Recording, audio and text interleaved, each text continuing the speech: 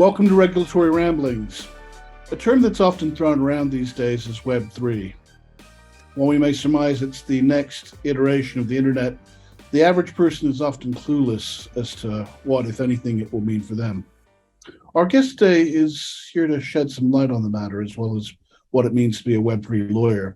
Jamilia Grier is a Dubai-based American tech and data lawyer specializing in data compliance, regulatory matters, and cross-border transactions. She also hosts the Barely Legal in Web3 podcast and is the founder and CEO of her own firm, ByteBao. Possessing over 15 years of experience as an attorney, she served as in-house counsel at some of the largest multinational corporations on earth in fields as varied as fintech, aerospace, defense, hospitality, and banking. In keeping with the changing times, Jamilia has expanded her expertise and now serves a diverse range of clients, including Web3 businesses, individuals looking to launch their own Web3 ventures, as well as those seeking to learn more about the field. She's probably best described as an entrepreneurial and technology-focused senior legal counsel. And again, her experience navigating complex legal and regulatory environments across the APAC region and now in the Middle East is something to be lauded. Her career spanning really across multiple Fortune 500 companies in the industries named is quite an achievement.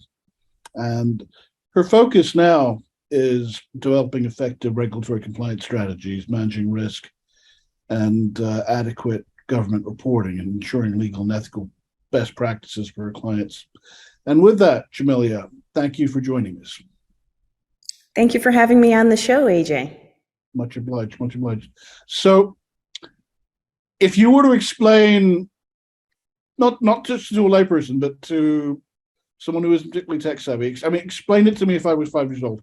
What's the best way to think of Web3? Is Web3 that infrastructurally different from Web2 or other incarnations of the web? You know, the best way to think of Web3 is to start with the root of what it actually is. It's all about decentralization. Yeah. So in our environment of Web2, information is owned, data is owned, it's centralized. It's owned by certain parties. It's owned by your Google, your Uber, your PayPal, your Airbnb. In the Web3 environment, we operate the network where the information is decentralized, which means it's not owned by any one party. It rests on a network, it's accessible to any and everyone, and it's transparent. And that is really the basis of what Web3 is. And any kind of use case of Web3, whether it's NFTs, cryptocurrency, metaverse, you think about DAOs, which are decentralized autonomous organizations, all of those use cases, all of those applications of the technology fall back on decentralization.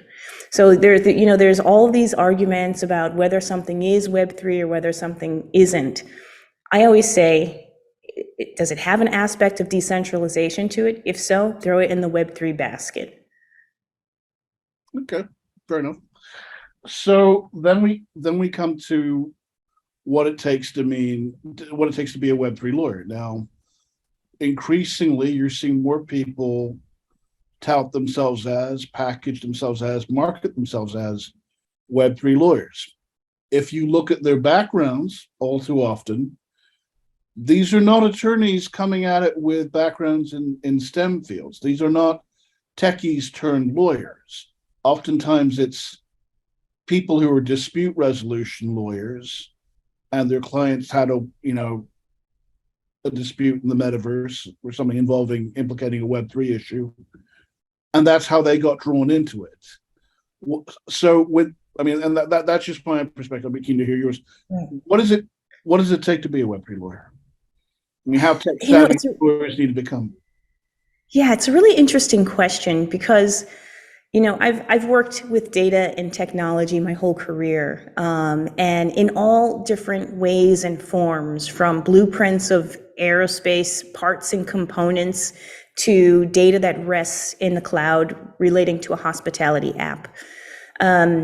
I really think having an understanding of data and technology is certainly helpful in this space, because these use cases and these different applications of Web3 are going to continue to come about, and they're going to change, and they're going to change rapidly. I mean, we saw it with NFTs. When NFTs first came out on the market, everything was what we call a PFP NFT, a profile picture. It was a cute little, cute little drawing, little animal with a cartoon face, and no one thought anything more about it. And they just said, yeah, I'll buy this, right?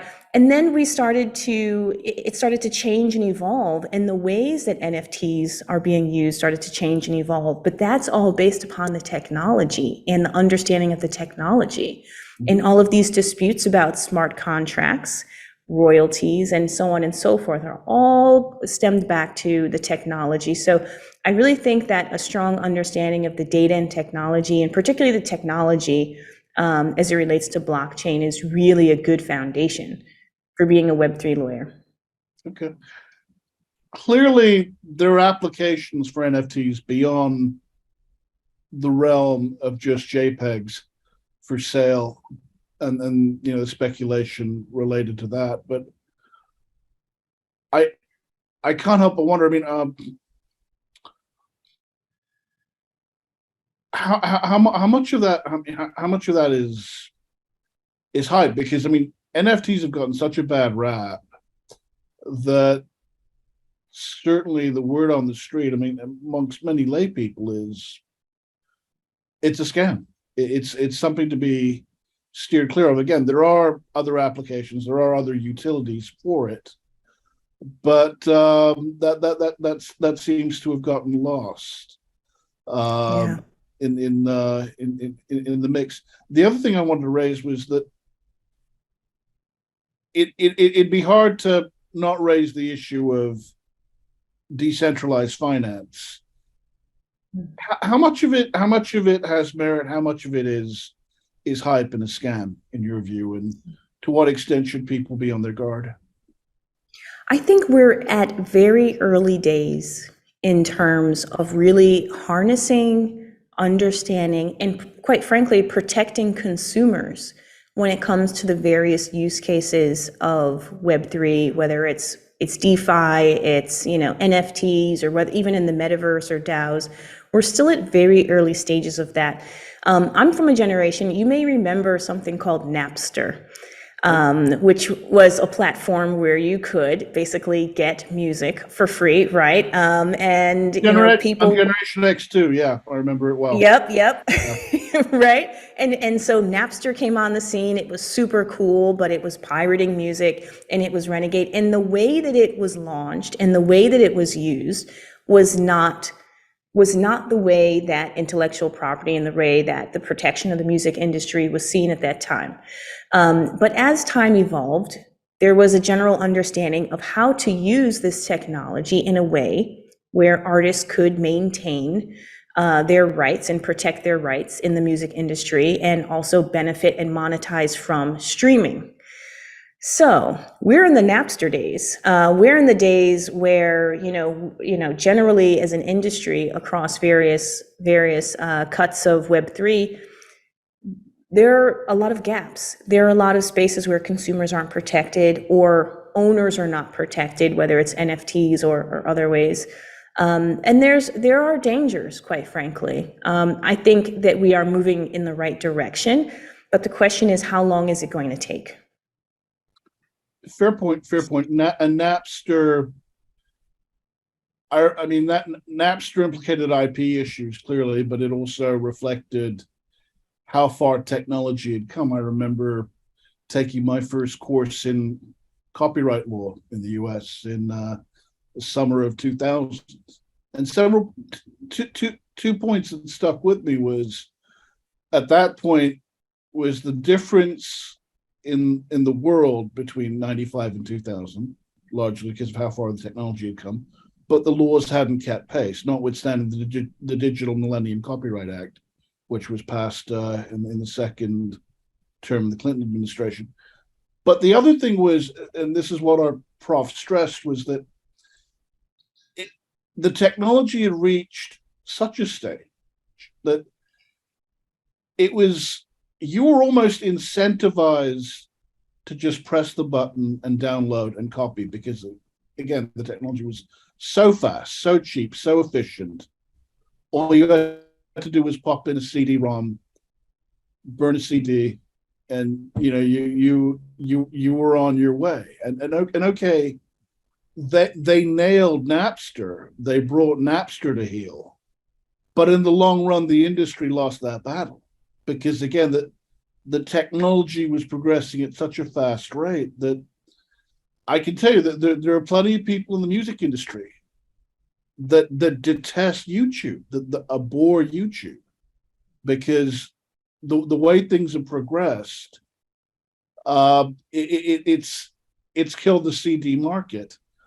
What does that mean then for banks? If I were to use that metaphor, I mean, will Web3 and DeFi cut them out of the loop? Will things that they normally got their cut off, that they got a cut on transactions, they got their fees, will they be cut out of the loop? Banks will have to evolve, quite frankly. Banks will have to start creating products and services that offer the same types of efficiencies that Napster offered to downloaders back in the day. And then you see that with a number of banks. Some banks have, separate arms where they, test out different ventures in digital finance and in Web3 and blockchain. And they're really trying. And I think they're all racing to see, number one, what can be created. Number two, what are the regulatory licenses that are needed? And there are some digital banks that are operating in various jurisdictions that have had some success. But I think it's a bit beyond digital banking, right? I mean, we're talking the next step. So they just got to the digital banking, and now they're being asked, hey, in addition to that, throw some crypto in there too, right? And the risk to banks is that they don't fully understand the product itself. And quite frankly, it's just a risk that they might be forced to take. Well, on that point, understanding the product itself, I mean, one would do good to explain to the average person the, broadly speaking, four flavors of financial services. And of course, there are hybrid products, but that basically it's banking, securities, futures, and insurance. You throw crypto into the mix, and it came up yesterday in my discussion with Lee Reiners at Duke University and Sangeeta Ghazi, one of our PhD students. What's the average person to think of crypto and where that fits into this mix? Is it a payment service? Is it a digital commodity? Is it a virtual currency? That's the three-sided pyramid that is crypto. And beyond that, what are regulators and policymakers to make of it? Because oftentimes they're not techies, and they're not that tech savvy, or maybe it goes just beyond being tech savvy, and it's more about having a vision of the long-term role and the place of crypto and its virtues and its merits in society. But again, it comes down to what the average person is to make of it, and they're not quite sure where it fits in the existing array of financial services and products that they're being offered. Yeah, you're absolutely right. And I would tend to think it's the latter. I would tend to think it's a question of who is the user, yeah, and how are they using it. You look at markets in Western Africa or in other parts of Africa in particular, where crypto has played a very different role than it would play in other societies. It's become more so of a necessity. And it is, kind of viewed as a more permanent alternative to using other currencies. And so I think it depends on who the user is. I think it depends on why it's being used, and that will vary from country to country. as we go along, and quite frankly, from user to user. More sophisticated users, your institutional investors may be interested in cryptocurrency in the terms of ETFs, the baskets of funds that can be used and have that sort of flexibility and see it as an advantage there. Whereas your everyday Joe would need it to go and purchase eggs at the market. Crypto is done remarkably well, I found, in the development, certainly in parts of Africa. And I first saw the signs of this when I interacted with some people in this was what, December of 2014, at the first Bitcoin event to be held at the DIFC. And yeah, I mean, it was typically cheaper to send money, not always at that point, but it was typically cheaper to send money using Bitcoin than going through the remittance services or the banks. And, outfits like BitPesa, I mean, they made a bet on it and it paid off in abundance. I mean, the uptake was huge, and we should not underestimate, even if these youngsters are accessing the web by phone, how tech savvy many of the young people are in these countries, as well as, we shouldn't downplay their ambitions and their aspirations. And in that regard, crypto certainly helped facilitate a lot of that. Right. And I would add that there are two major markets that have not really jumped into the ring in terms of the use of crypto, which are China and India. What will be the implications of those two markets being more engaged and being more actively involved when they are allowed to fully avail themselves of it? And there's so many unknowns in terms of numbers and the types of use cases. It's a very exciting time to be in the space.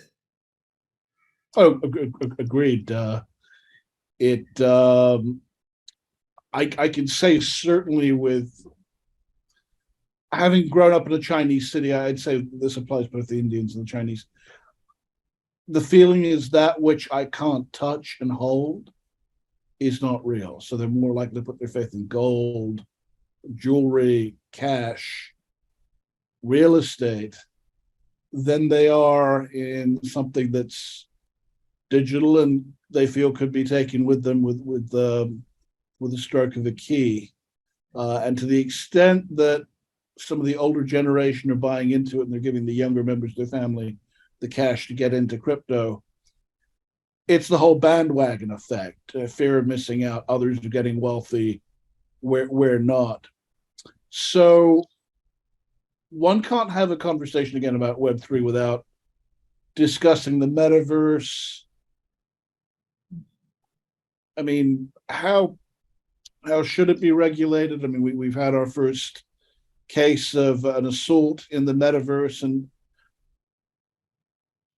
again, how does one regulate that kind of environment? How is it to be governed, and if so, whose rules should be brought to bear? Because on the one hand, there's a view that it's out there in the ether, it's its own domain, so it should have its own set of rules.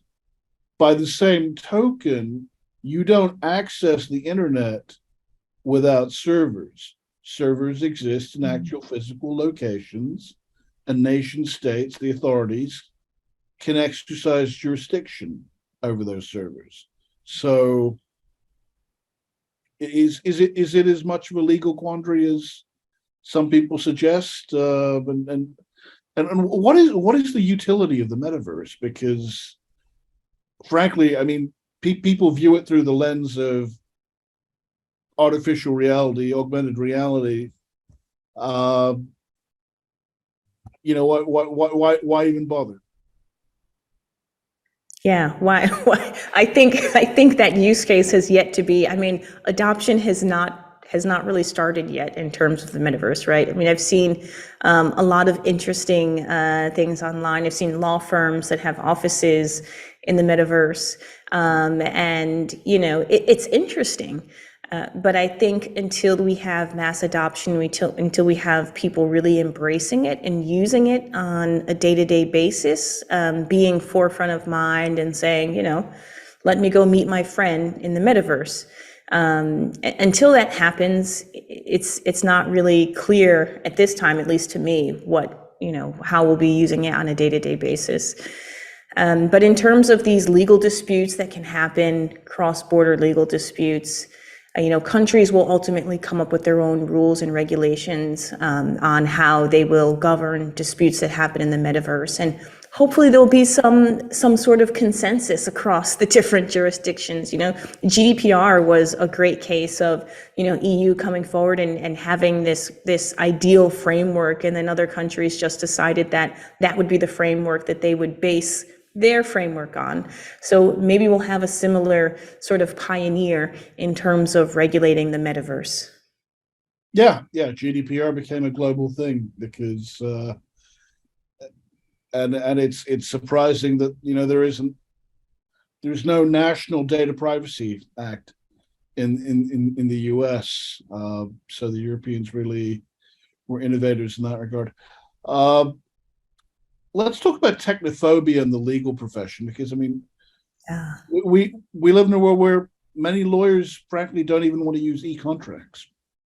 Yeah, it's a shame, isn't it? And this is something I think I'm quite passionate about, because especially if you are a technology lawyer, right? If you're a business lawyer, if you're doing corporate work or transactional work, to not understand some of these basic tenets and to not use them, because really to use these things is to understand them. That really does a disservice to yourself and also to your clients as well. And I really think as a profession, there's a connection between this technophobia and then also this risk averse mentality that lawyers have. We're trained to follow the rules and regulations, of course, but from a business standpoint and from a practical standpoint, lawyers as a profession, would benefit from being a bit more risk loving, as us economists call it, and stepping outside of the box. Many lawyers, I feel, again, are trapped. Well, they're caught up in the trappings of an earlier age, thinking that yesterday's forms and a little bit of professional jargon, a little bit of Latin, a little bit of French, a little bit of Old English, that'll get them by, and it's a rude awakening certainly for many of them. There's a sense, though, that AI will impact low-level white-collar workers. If you're a proofreader or a secretary, or you may need to worry. Will AI or ChatGPT replace the legal profession to any extent? I think in the short term, AI, ChatGPT, other sorts of, those sorts of tools should help the legal profession. It should help lawyers understand how to craft arguments more soundly. In the long term, who knows? Who knows where it could lead? But in the short term, I think it definitely is a tool that lawyers should embrace. I think that lawyers that don't embrace it will find themselves more costly and maybe, price themselves out of the market. If a client has to decide between paying, X for work that can be done in an hour or X times 2, and then, take 5 hours to do it, I'm sure that they would like it done faster and cheaper. So lawyers need to embrace these tools, and it will only make you more competitive. Oh, for sure. And I saw the first shades of this, about over 2 decades ago. This was clearly the late 90s. I remember sitting in my, professional responsibility class, what was in an earlier age called legal ethics. And, the point was, lawyers were battling professional services firms. The big four had legal services units, and they were offering legal services for a package deal. Yeah. Without, the dreaded billable hour, which clients dread.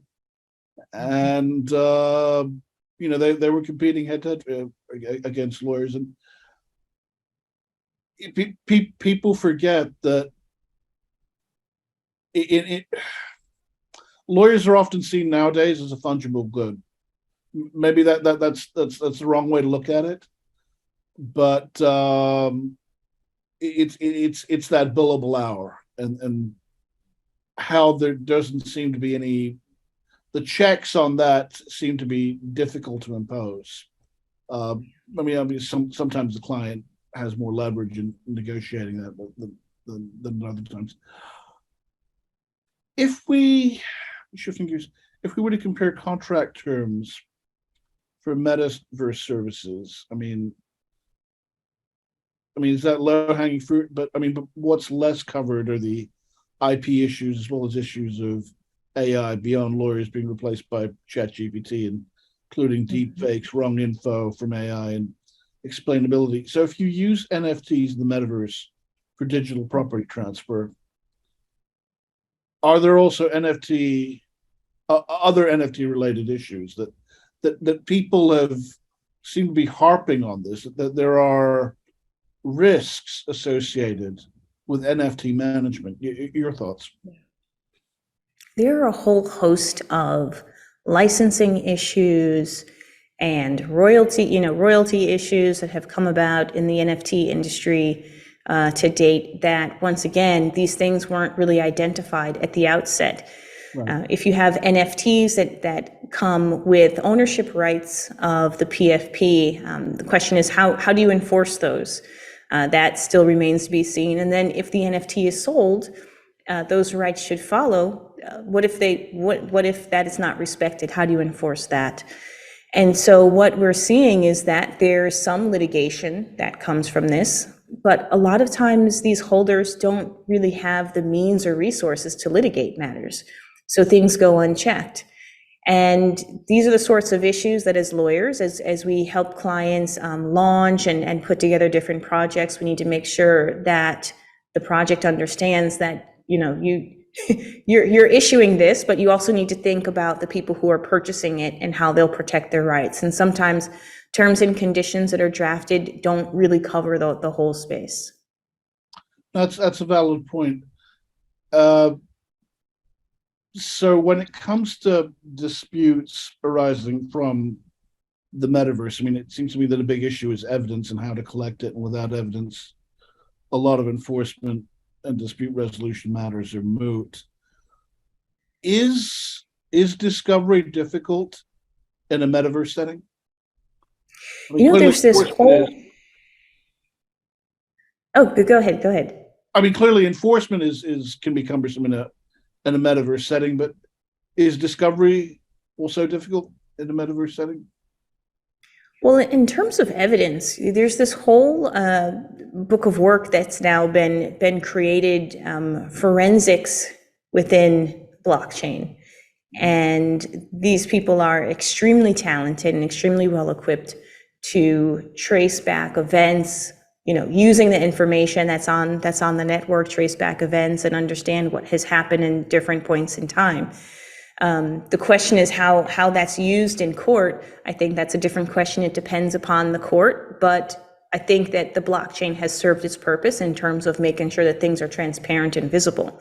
One of the complexities we've seen in terms of frauds and scams that happen within this Web3 space is the ability of scammers to move assets so quickly and to be able to move them almost instantaneously from one wallet to another, thereby creating an intricate web of transfers and movements of payments, and that just makes things more difficult.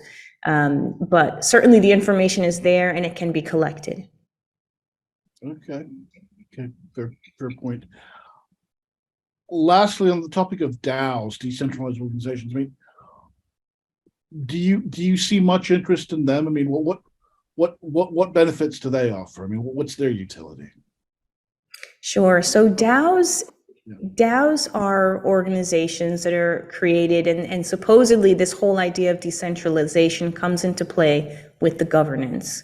And so the organization is governed by voting by the members who either hold tokens or NFTs.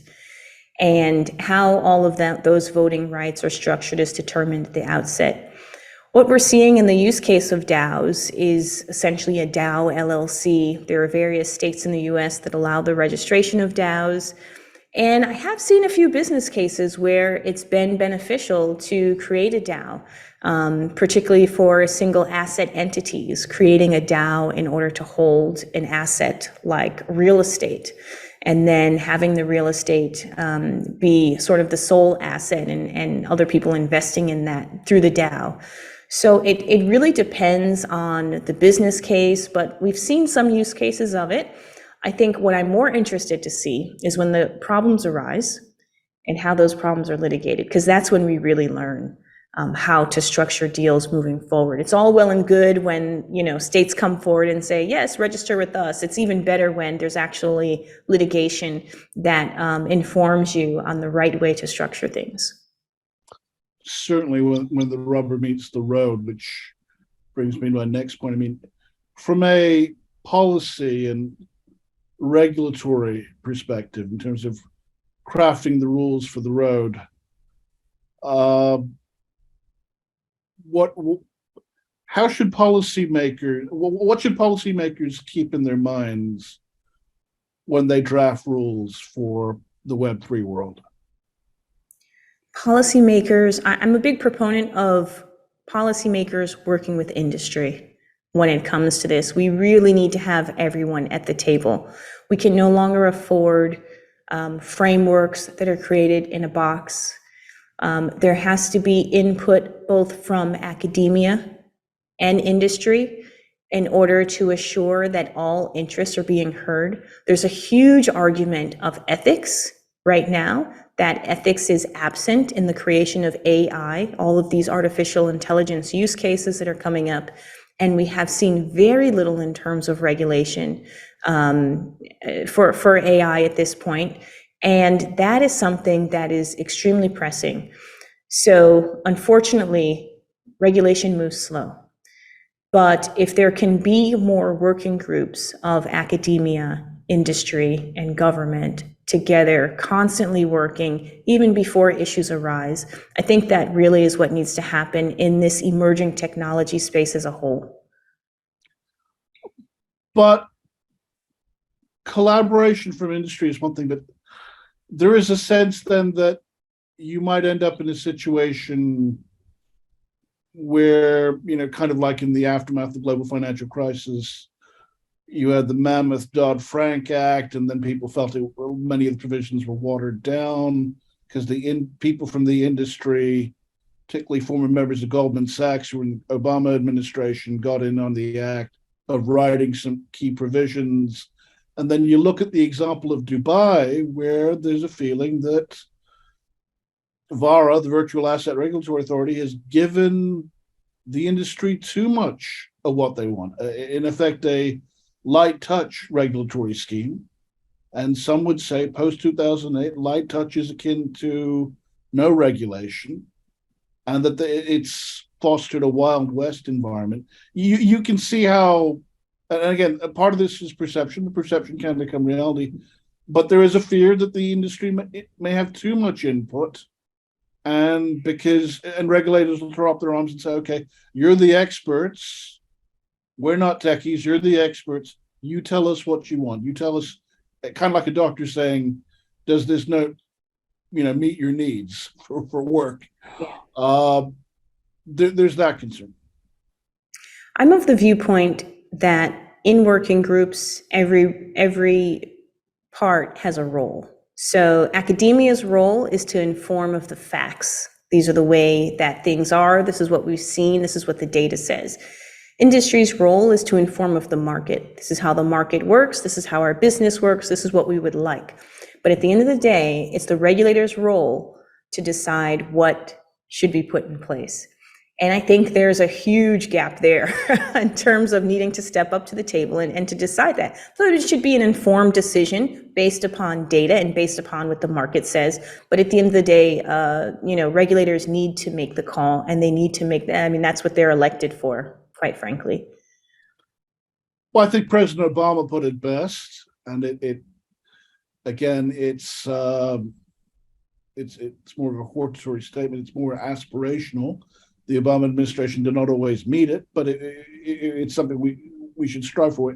What he said was basically regarding, the role of the input of the financial sector in drafting the rules post 2009 was they'll get a seat at the table, but that doesn't mean they can buy the entire table. Yeah.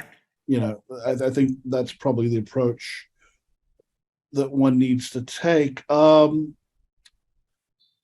Those were all the questions I had for you. Is there anything else you feel we didn't cover? Anything you'd like to share? I mean, just particularly with our students, given our university affiliation, what advice would you have for them in terms of what they need to know about Web3, how tech savvy the lawyer of the 21st century needs to be? I mean, clearly a recurring theme on our show is your success in 21st century is going to be not only how well do you work with technology, how well do the fruits of your labors, your effort, your technology, your skill, your experience, how well do they complement the outcomes that can be delivered by technology? And if the answer is in the affirmative, you have a future. If not, might be a little bleak. What would you like to say to our students? There's one thing that lawyers are not so good at. Unfortunately, it's collaborating. The profession is highly competitive. But if you are new in the profession, it's time to change all of that. It's time to collaborate. I think particularly in the space of emerging technology, there's a huge opportunity for lawyers to come together and to share learnings and to share their understanding of not just how the technology works, but what kind of solutions they're crafting for clients. And we are the ultimate gatekeepers, lawyers. We're ultimate gatekeepers when it comes to how things are serviced and built. Within ByteBao, we have a mastermind where we come together and we discuss these things, and lawyers share their viewpoints on how things are working, whether it's how they're crafting solutions with respect to DAOs or how they're crafting solutions with respect to legal entity structuring. And I really think that's needed in the profession, particularly in emerging tech. And just keep learning, keep collaborating, and that's what the profession needs. We recently had a Silicon Valley lawyer on the show, and maybe because of their environment, where they are in a tech-rich environment, and certainly a tech entrepreneur-driven environment. And their approach was not just how can we add value to our clients based on our knowledge and expertise, but how can we use our firm's own internal technological capacities to add value to a deal. I raise this because when we study economics as students, we learn about the concept of economies of scale, the efficiencies generated by operating on a large scale. One doesn't really see that with accounting firms and law firms, that when it comes to professional services, it doesn't appear as though that there are any economies of scale. It seems like the larger, certainly law firms get, the higher average costs go. Could you envision a time where maybe some of these advances in technology may, Web3, what have you, lead to economies of scale in the legal profession? Or is that too much? No, I think you've hit the nail on the head, as they say. If I'm drafting a master services agreement and you're drafting a master services agreement, why is it that the wheel has to be invented twice? Why can't clients 1 through 5 come in and get the same master services agreement template, have it customized with AI, and leverage technology in order to get their needs met efficiently? That's where the legal industry needs to be moving towards. That goes back to my comment about gatekeeping, is that, it's a preservation of the profession. I think doctors have done a pretty good job of realizing that, there are some efficiencies that they can realize with technology, certainly with robots, and how robots are involved in surgery nowadays, and your virtual visits. Doctors have kind of embraced it, I've seen. The medical profession, but I haven't seen the legal profession do so. And it's my hope that we move towards that. And certainly within the ByteBao community, we're working on some things to kind of, reduce costs for clients, but there is a way to go. There is a way to go. And in the early 90s, I recall, when people were first talking about using robots in surgery, the concern at that time was, should things go awry? There's a botched operation. Who's responsible? Who's liable? Where does liability lie? You can see similar sort of concerns arising, that if I go to a robo-lawyer,